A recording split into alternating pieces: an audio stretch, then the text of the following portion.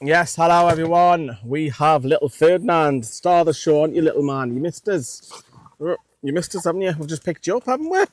Yeah, you've been a good boy. You've been a good boy for the people that looked after you.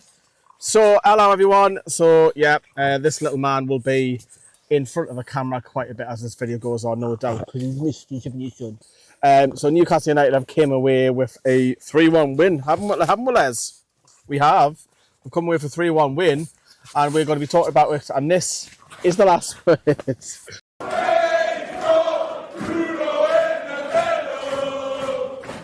Yes, hello everyone. I hope you're keeping an eye on it. I've done this in the car because I thought it was too manic. You've pushed the window down. You're putting the windows down, man. I thought it was too manic doing it at St Mary's because of the way that they put the away fans out of the ground onto the coaches, pitch black. That's not good for me. And yes, I thought, right, we'll do it in the car then. So I'm staying over this time. I'm also coming back to the same place next week. Same stadium, same hotel, because the lasses are playing down here. Mental. It's a tough drive, it's a really tough drive. But anyways, before we get on with the lineups, and we'll hear a little bit from Sam as well. We'll talk about the game. We'll hear from Eddie Howe later. We'll talk a little bit about Miggy's reception. If you haven't seen the match vlog, please check that out. And transfers and stuff. And we are proudly sponsored by Stocks FC. Now, Stocks FC think of it as football trading. You can actually earn rewards if you put investment into players. You get 5 free loans with our QR code, which will be on file for you for a month. So you're guaranteed to win some sort of money, even if you just sign for the trial. It's free. Doesn't ask for any bank details off you. I've got Isak. Of course, I've said this a couple of times. Scored 2 today. I've got Gordon. I think he got an assist as well. So I'll be getting rewards. I'm really good at it. You've got to be clever and keep the players who are in form, but also sell your shares if the players are starting to have a dip, or if they've got an injury, or they're not playing. You can see some of my portfolio as well. I'll get me rewards later in the week because it's only just match day today. You don't get them straight away. They come later in the week. I think it's a Thursday. But have a look at it. It's fun. It's much better than fantasy football. So Stocks FC is our sponsor, and we're delighted that they're on board with us. So, right then, talking points. Let's get on with it. The lineup. So, who was going to play centre-back? Who was going to play in goal? And was Miggy going to be featuring? Because Luke Edwards, we'll come back to this later, did say that Atlanta and Newcastle have effectively agreed a fee. It's down to the player. But he was in the squad. He was on the bench. Sven Botman was on the bench. And I probably think that makes sense because I think Fabian Schär and Dan Burn as a partnership have actually been really good. And obviously Fabian Schär was ill and played half the game last week, and Botman looked fatigued. Botman's got to get in this competition. He's a great centre-back. And the same as Nick Pope, he'd come back today. I think that's probably a little bit more cautious than the bottom one. Botman, of course, we expect him to get in the side pretty quick. Nick Pope might have a harder task on his hands to dislodge Martin Dubravka. That may convince Dubravka just to stay towards the end of the season. I think Eddie Howe's pretty confident that will happen. So keep your eyes peeled for that. But Dubravka started, and fair play, he's been great. Yes, we shipped 4 in last week, but none of them were his fault. And he could play the final now if he keeps his place. If we get the final, that is. But let's go on for that. Right, so you're thinking Southampton away. You have to beat these. It doesn't matter what your performance is. You've got to win. Who was bottom of the league with 6 points. There's no excuses. Eddie Howe said fatigue and stuff last week. I disagree on that. I think Bournemouth were just absolutely brilliant. And they've just battered Nottingham Forest 5-0. So it goes to show you the result last week wasn't as bad as what Forest are winning, and now we've closed the gap a little bit. We'll come at that later at the league table, but just got to win. I think if you get a performance, great. Didn't not get off to a good start at all. What to remember about the game, because I'm not always good remembering all the chances because I've got to record some stuff but they scored really early on. What was it, the 4th minute or something like that? Dan Burns pulled out of position because Lewis Hall's a little bit far in advance. The ball comes over, and I think he's up against Kyle Walker-Peters. I think I might be wrong, Dan Burn. And then he wins the challenge, but the cross comes back in, and then Dan Burn's out of position, and there's Bednarek. It's a free header, and he scores. Now, if Dan Burn isn't pulled out of position, Bednarek doesn't get that free header. Simple as that. That's not a goal. But you have to say well done Southampton for taking advantage of that. So, yeah, clever cross, 1-0 down. You want to see a reaction now, then how then? You're 1-0 down. I didn't think it stopped the crowd. I think the crowd were absolutely brilliant today. I thought they were brilliant, absolutely brilliant. The last away one, what was it, where I criticised the fans, because I am a fan myself, obviously. I was quiet at Spurs as well. I think the atmosphere at Spurs was shocking, but this was much better, much better. So, can you react? It took a little while, about 10 minutes, but we got a VAR decision. Isak, and how they've done it at Southampton, they've swapped the way end now completely. They've completely switched the other end of the grounds now, which is interesting. So now you're a different section of the ground. But anyways, at the other end, Isak is brought down. You're at the other end of the ground. You can't really see too much of it. Fair play at Southampton. They were showing a lot of replays. I do like when away grounds do that, because not every home stadium does that. So crunched.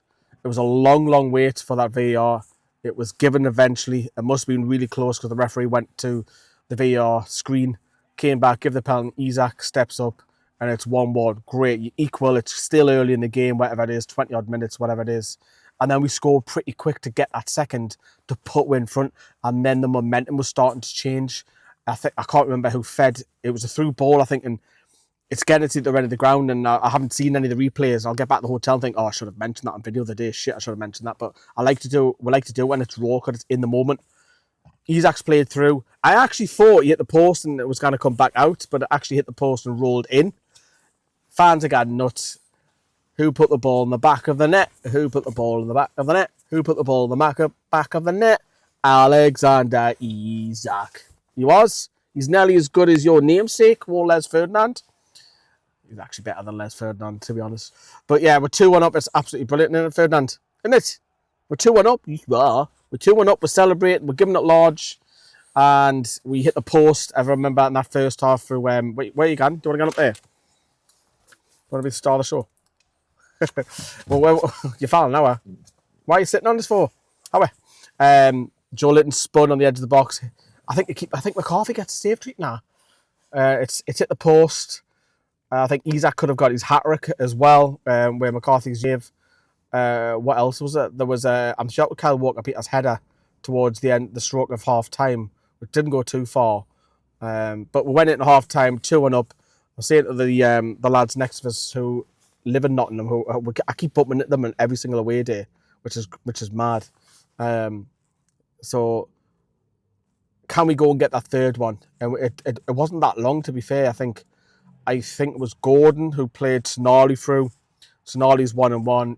He finishes. And our second and third goals, you have to say, you're going down Southampton defending like that, especially the second and third goal. We're just cutting you open dead easy. Awareness of your players around you, shocking. Newcastle got 3-1 up. Tonali runs to us, singing, and we're singing these songs. Sandro, ole, ole, ole. Aren't we? We are. And we're 3-1 up, and I think it was more or less comfortable. I do actually feel that the game got a little bit scrappy, to be fair.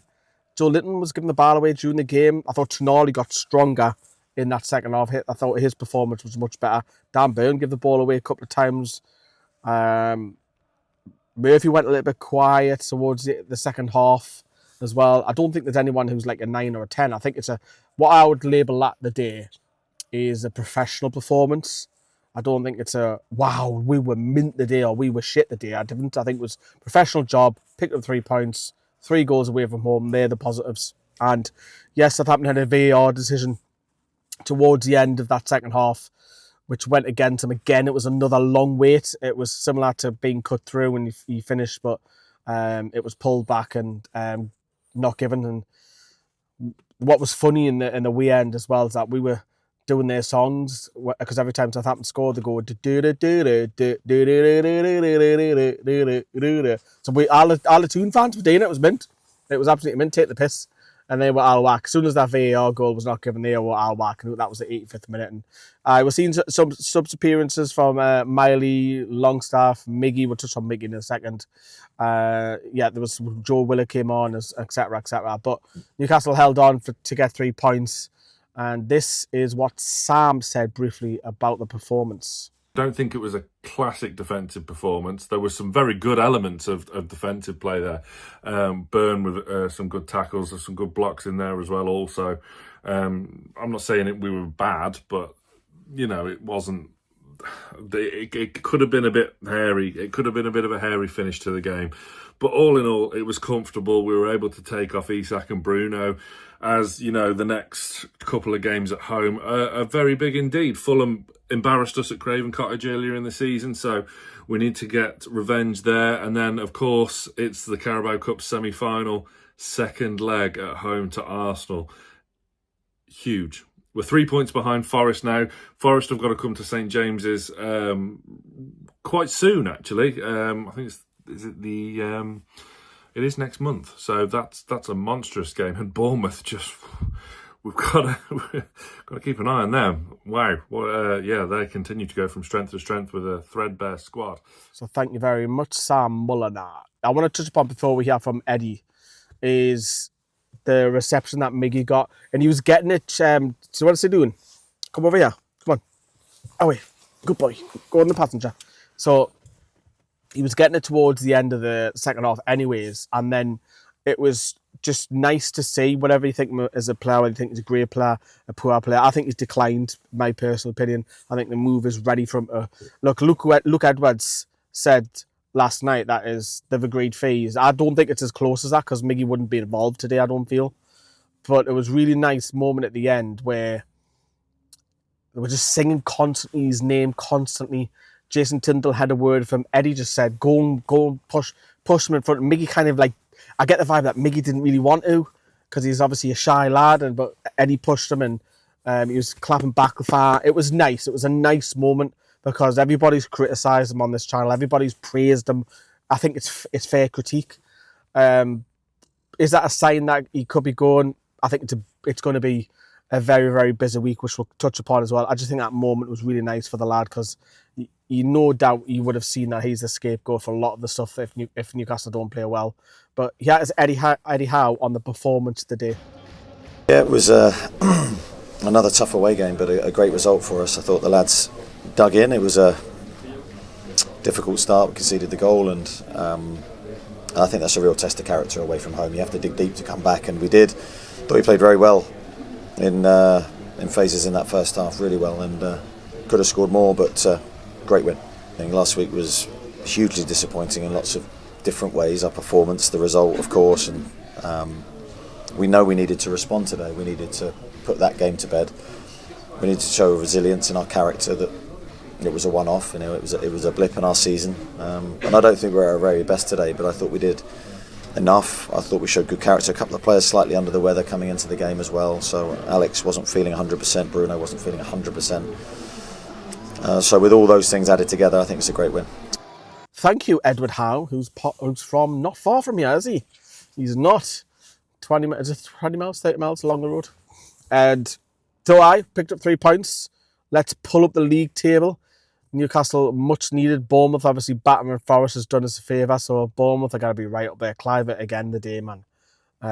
Pulling strings, man. He's just, Areola has worked with him. He's just gone into this dynamite little player, hasn't he? Scoring goals, assists, can grow past players. Yeah. So, anyways, it's not a Bournemouth channel, but things get better for them, and it's nice to see not the so-called bigger teams are hovering up there. So, but the league is tight. Newcastle, it's still open for the Champions League. I think top 5 should get it,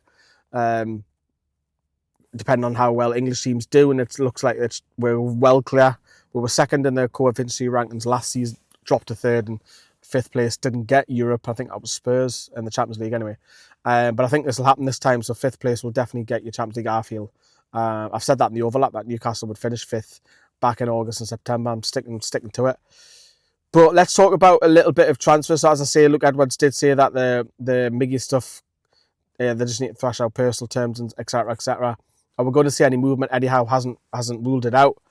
He was asked obviously in his presser yesterday about the Lloyd Kelly one. I don't feel that Lloyd Kelly will happen personally, because judging what Eddie Howe's now said is that he's only just joined. He's been here 6 months. It's for him a battle in amongst the side. I think Lloyd Kelly will probably stay towards the end of the season, and then if a bid comes in, I just think it might leave it a tad short with Alex Murphy going out. I did say last week, sell him if the bid comes in, but I believe it's a loan. I wouldn't loan him out. If it was financial money and you've got cover there, then great. But obviously we know that Newcastle went for Kusnaf. That's now, Eddie Howe said it. I did that in the drive down. We sent the press conference that there was talks with their representatives. And his agents has also said that Newcastle were in the mix for him. It's just PSR. So Newcastle do have money. They are looking. They're just looking for the right profile of player. So if one of those was to leave, i.e. Miggy, if he was to go, because I think things will happen now in the Premier League. It'll speed up this week coming up because we're coming towards the end of January, the last week coming up now. And you'll see a few movements happening. If Miggy does go, you've got the money there and the money from Miggy to go and get that right winger and go and kick on and strengthen. We talked to Shea Given the other day. He wants to see it. If you haven't seen that video, do check it out. We've got a ton of videos put out, by the way, just on my main channel alone. We've had the women's podcast. We've had the Shea Given stuff, behind the scenes with John Barnes, Shea Given. We've had earlier the week, Mika Richards. We've got match content today. We've got the women's today, which I'm driving back in the morning to go all the way back to Newcastle just to catch it and film it and what have you. Mental. But I love it. So you hungry, son? You hungry? Yeah, you're waiting patiently, aren't you? Yeah. So, where was I? Sorry, tangent. Back to transfers. I think things will happen later in the week, and if Miggy goes, I think you've got to go and strengthen it for who's a better right winger. Murphy, after about 70 minutes, looking knackered. He wasn't even getting up on that. He wasn't given an option on the right. Surprised it lasted that long. And obviously, Miggy did come on, didn't he? But realistically, I think that'll be it. We've seen a couple of the under-21s head out on loan. Who knows? I think it's do you rely on Sanusi if Miggy goes as an option from the bench, because obviously he's raw, but he's inexperienced and it might be a little bit too much to ask potentially if Newcastle are fighting for, trophies as in Carabao Cup and FA Cup run and Champions League football. It's still a lot to play for the two and a lot. But today has been very positive for Newcastle. It's a professional job. Not a 10 out of 10. No, I'll probably rate that probably a 7 out of 10. I would do that. You were expected to win. We did. We scored goals. Yes, we were sloppy at times, but you know what? We've got the win. That's what matters. And Newcastle are back, baby. And obviously the Lancers do play here next weekend, which we'll come back down to, which is crazy. But anyways, I'll be giving you all the coverage with the women side of things as well. If you haven't seen the full reaction of Sam, he's put a video out as well. We've also put the vlog out earlier on today as well. I think we should get to the hotel now, little man. I think we should. Drop us a massive like. Come on. See you, everyone. See you at Kingston Park later.